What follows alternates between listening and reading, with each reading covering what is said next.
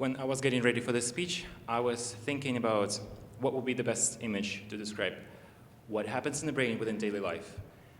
And suddenly a picture of a fountain came up to my mind. In a minute, I think you will understand why.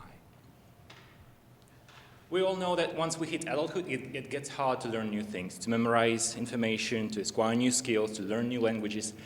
And it was believed that the reason for that is that once we hit adulthood, we are losing our neuronal cells. So as the age progresses, we are not producing any more of those cells in the brain.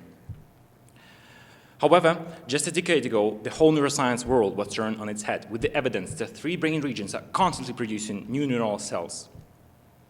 Can you imagine that your brain right now produces up to 700 neurons, no matter how old you are?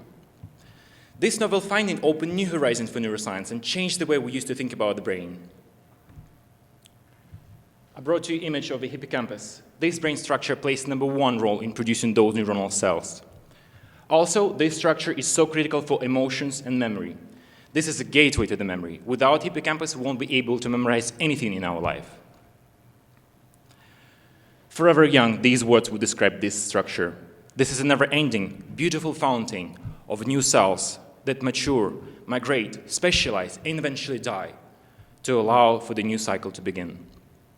My thesis and research is concentrated on the question what happens with this beautiful fountain under the condition of pathology, such as epilepsy. It is absolutely illogical to think that within any pathology we're losing resources.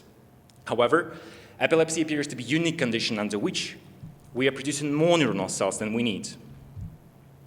If I would be able to understand how to fix this aberrant production of new cells, millions of people would benefit from this research. On top of that, some other fields in psychiatry would benefit from the targeting new neuronal cells, such as schizophrenia disease, Alzheimer's disease, and even drug abuse. I would like to finalize my speech with such interesting recent finding that healthy production of new cells may be facilitated with such 3 simple daily activities, such as running, socializing with others, and traveling. I wish to all of you stay healthy with these 3 simple things: running, meeting new people, and traveling. Thank you.